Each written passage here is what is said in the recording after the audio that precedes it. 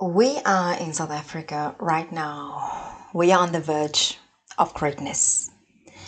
Thanks to the Springboks, who will be playing in the finals in the Rugby World Cup on Saturday in Paris, France. And I just felt compelled to make this video, which has nothing to do with the Springboks for that matter. But it has everything to do with our politics, and especially the biggest political party in South Africa, the African National Congress. In 1994, because for some reason, the World Cup of 1995, it kept on coming up in conversations. And maybe because the last time we felt like this was in 1995, when South Africa indeed won the Rugby World Cup for the first time. We were also living in a democratic country. We also already the previous year, we had our first democratic election, which filled everybody with hope. Okay, of course, there were not everybody. Of course, there were many white people who were not happy that it is now a country where everyone has equal rights on paper. So the country was divided, but the majority, we were ecstatic because we believed the promises of a liberation movement. And then what did they get? When it became clear that the ANC was definitely going to win the election, actually even before the election, with CODESA, the negotiations, there was also a referendum. And the majority of white people voted yes in that referendum. It was either that we must vote, but it had something to do with democracy, but it was a huge thing. I mean, this was like so long ago. So there were many white people who supported a democratic government. So when in 1994, the coffers of South Africa was empty. And of course, the country had to borrow money because the National Party, which was the main party during apartheid, the last years of apartheid, the National Party, actually, they were the architects of apartheid. When they realized that the time it has passed, it's gone now, the elections is going to happen and they have no choice. The coffers were empty. There were allegations that they have stolen money as well and put it in offshore accounts. Look, those allegations were here, but it was never much reported on. It was like, those, it wasn't concluded or it wasn't investigated, it wasn't followed up, but the rumors were there. So what did the ANC find when they came into power? I want to focus on 5 things. Actually, 4 things. The 5th thing, it came from the ANC government, one of the policies. I want to focus on which were known as parastatals, and now it's called state-operated entities. I'm not sure if there's even another name for it now. The municipalities, I want to focus on SOEs, state-operated entities, municipalities, agriculture, unemployment, and then the last bone of contention, it's BEE. And when they came into power, and the reason why I want to make this video, when I saw just this today, it just came to me that these politicians like photo opportunities. And when the Springboks come back, win or lose from Paris, when they land at OR Tambo International Airport in Johannesburg. There are going to be politicians with a blue light brigade who are going to stand next to the Springbok team and pose for photos. Hence, they did not put money into development, or as if they did, not as much as they should have. So that is why I feel that I wanted to do this video, because I know the photo ops will happen. So this is not, and I also want to say it's not going to be a nagging video. It's just my observations that I've done. So you can take it any way you like. And if at the end of the video, you want to comment or criticize me and say that I hate the ANC, you are right. I hate them. I detest them. I despise them. So you are completely right when you say that I hate them. So there, we've got that out of the way. So when the government took over in 1994, we didn't have potholes. We had functioning parastatals. We had the hospitals that were functioning. When you went to the hospital, you would get medication, right? Municipalities were functioning. Street lights were fixed. Roads were fixed. In fact, in 1994 and prior, if you could get a job with the government, you were set for life. People would get employed by government. They would die in government. In the sense, they will work there until they are old and grey, or they retire, or they would die. But you stayed, you were set for life because job security. Certain 2, pension. You knew that you were fine when you were working for government. That's what they found. So instead, when I'm talking about state-owned entities, I'm talking about Transnet, which is freight and rail, if I said the word right, but it's freight and rail. Ports, which covers harbors. So Transnet, it was then South African Railways. They changed it to Spoornet, and then now it's Transnet, freight and rail. It keeps on changing. So that covers the harbors and the rails, passenger as well as goods trains. When those years, up until 2001, 2002, when it doesn't matter, there was a train going to the most remote areas in this country. Remember those years in the 80s, there were no luxury buses. 70s and 80s, you took the train, Baba. And the train it was reliable. You would be dropped. You would arrive in the middle of nowhere. Those were the long distance train. The passenger trains, they were operating. Sometimes they were late. Sometimes they didn't come, but they were operating. It was the most effective.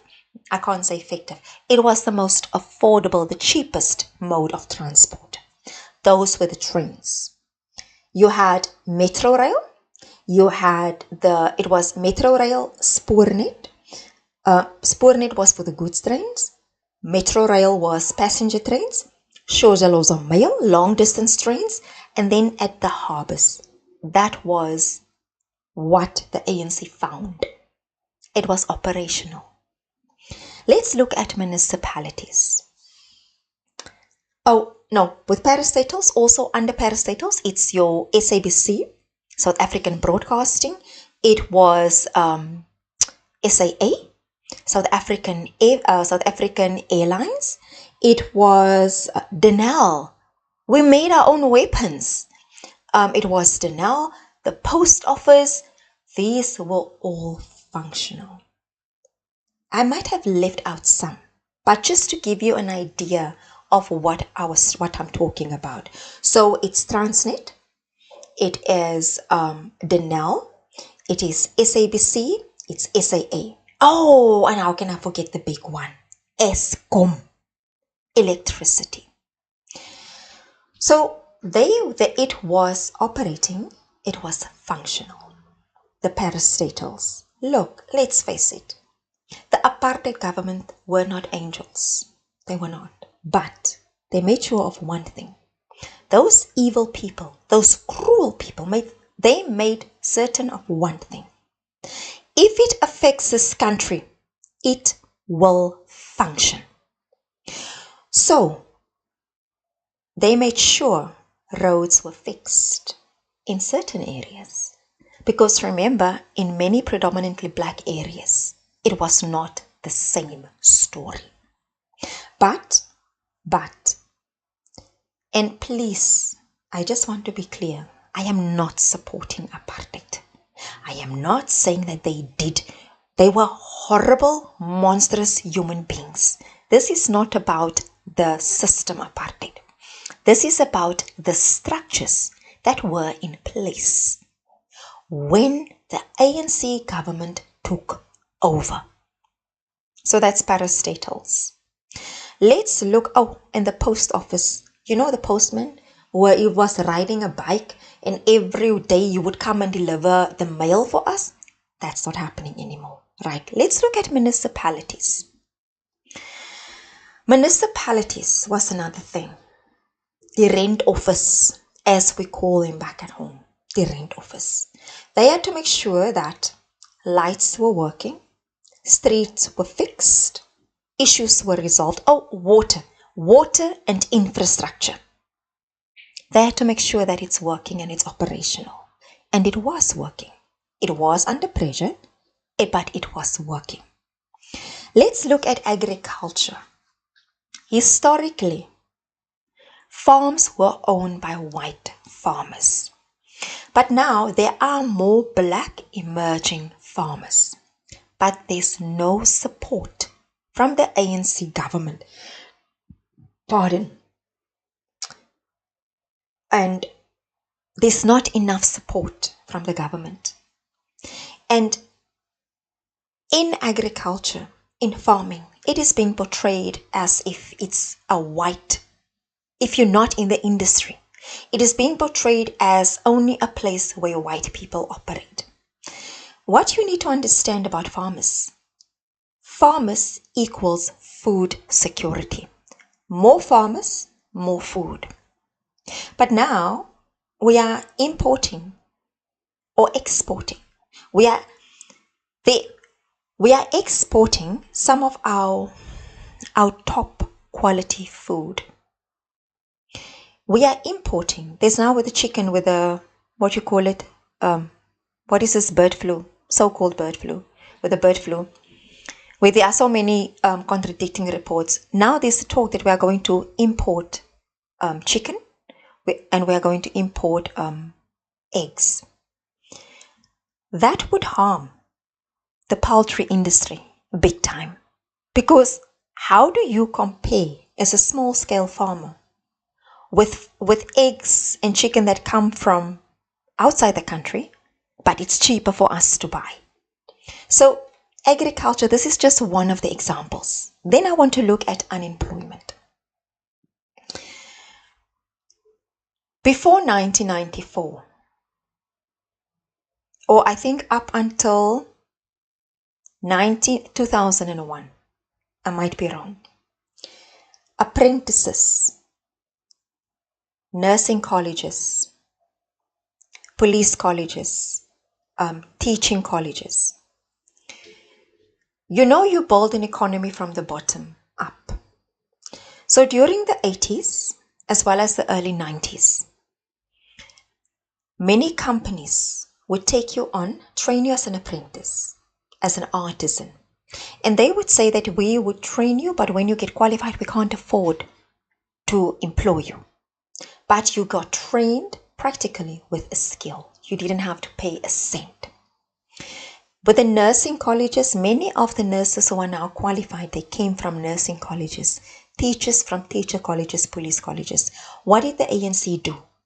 They closed the nursing colleges, police colleges, Teachers' colleges, they close it. Those were places where you went and you got trained for free. It's no longer there. It's gone. Now you have to pay a ton of money to be trained. And that's democracy that the ANC is offering to you. So in terms of unemployment, and if the research is there, you build the economy from the bottom up. So you do the job that it's easy to enter. I'm not talking about call centers because your soul die every day in a call center. I'm not talking about call centers, and I'm talking about sales, retail. At least when you start working at the right company in retail, at least you can be developed. But yeah, in terms of apprenticeship, teachers, nurses, policemen, those training were provided to you for free so that you can get employed, you can put money into the economy, and the economy can grow. The ANC stopped that. And this is another thing about, with unemployment, I want to bring in BEE. In terms of BEE, there is this perception that black people are benefiting from BEE. Let me use triple BEE. It's black base or black base broad economic empowerment, or broad black base economic empowerment. See, we don't even know anymore what it stands for, but it's just let's just call it BEE for argument's sake. There is the perception that black people benefit from BEE. It's not true. The only few who do benefit, it's the ones who are connected to certain people in the ANC. BEE has been used to destroy and tear this country apart and destroy the chances of employment. And let's see how it could have been fixed. Say, for instance, you get a contract to build houses. You don't know anything about houses, building houses, nothing. You don't have to know. You know what you need to do? You can take that money, and in your community, if you have to build houses there are skilled artisans, there are semi-skilled laborers. You surround yourself with the right people, build the houses, take your piece of the pie, pay the people, everyone works, everyone is happy, problem solved. But what the ANC did, they put BEE there to exclude many people. They put BEE there to eat, to benefit. And that is how BEE has damaged this country. And if it's implemented correctly, it was supposed to have been a good thing, but it's not. I wanted to say that this was not a moaning session. It is just to explain the ANC, what they did. And this is why I despise them so much. You're right. Why I hate them. They, instead of the parastatals that were functioning, it was employing I don't know how many thousands of people. Instead of taking that parastatals, the SOEs, and further grow it and use it to build the economy, they destroyed it. They destroyed it. Instead of creating opportunities, they created cadreship, where people, they had an opportunity to do something with the money. They had an opportunity to better the lives of people. But what they did, they ate. What did they buy? Those people who are now the connected people, who they bought houses, they bought cars, expensive wines, they went on expensive trips, designer clothes, and they flaunt this on social media. Do you know what is sad? There are people watching and say, I want to join those parties so I can also eat that. It's no longer about developing the country or growing the country. Instead of taking what was handed to them, that was functioning, it was working. Instead of taking that, they created a welfare state. And what is the benefit of a welfare state to a politician? When you know I can sit like this and every month I will get a grant, are you going to do anything? Or are you just going to feel more helpless and hopeless because you're getting peanuts for free? They think that what you are worth, it's one KFC Streetwise 2, a t-shirt and a food parcel. And you know what is even sadder? Every year they succeed with that. But that's not the saddest part of it. That's not the saddest part of it. There's so many sad things about what is happening right now. The wealth, they created a wealthy state. I think 9 million people, if I'm correct, in South Africa are on a ground, they get a grant. We are resilient people. We were able to sustain ourselves. We were people who were proud in what we can achieve. We come from people who overcame so that we can be here today. And now it's enough to get a grant. For us, it's enough to get a grant. Because we have allowed ourselves to be lulled into a false state of security. It's not sustainable. You cannot get something for nothing. You cannot give something for nothing. It is not sustainable. Next year is the elections, right? And now the ANC is going to do what they were supposed to have done for the last 30 years. They want to fit in a few now. Now they're going to start building houses. They're going to go on PR, visiting people, and kan nala asseblief toe. Please, Mr. Cyril Ramaphosa, stop. Please don't kiss old people anymore. It just looks creepy. Please, Mr. Gwedi Mantashe, do not go around kissing old ladies. It just looks creepy. And it looks cheap. So please don't do it. It's not winning you any votes. So now they are on a drive to convince us to vote for them again. And who are we going to vote for? Who? They have stolen our dreams, trod on it, destroyed it, robbed this country, blind. But you know what is holding us together as South Africans? It's not the politics, because the politics are here to divide us. You know what's holding us together as South Africans? It's you and me. Because we can watch the TV and we can hear Julius Malema being rude to judges, and you can feel demoralized when you listen to him, or you can hear another municipality has been drained of money, like now in KZN they wanted to give 20 million rand to the SAMAs and the South African Music Awards, or you can read about the crime and you can feel disheartened. And then you go to your local shop and all of you look at the price of potatoes or at the price of eggs, and you realize we are all in the same boat.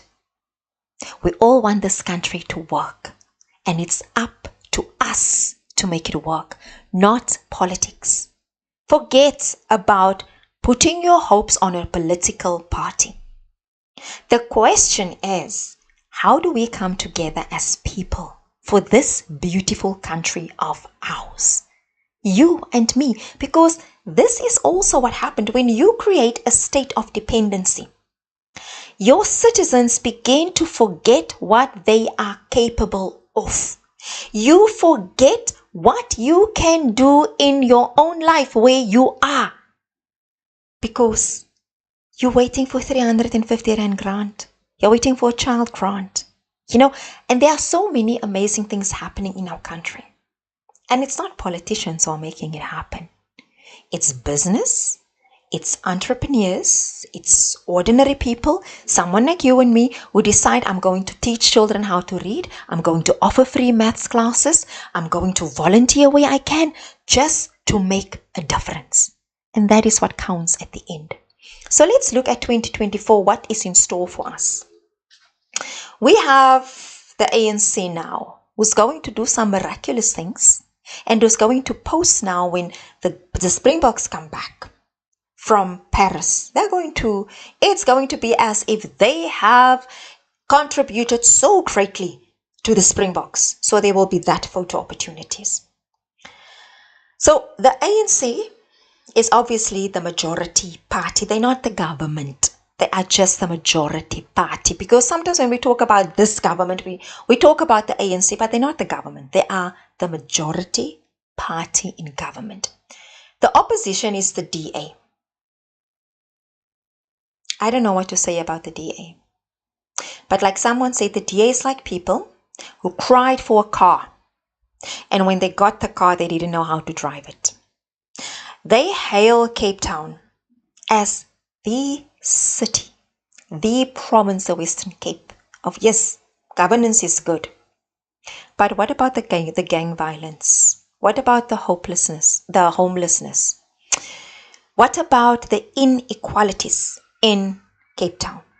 It's not utopia as many people would like us to believe. It's not. And Cape Town, it's more a city for the rich. Let's face it. In Cape Town, but here's the thing I have to give them their due.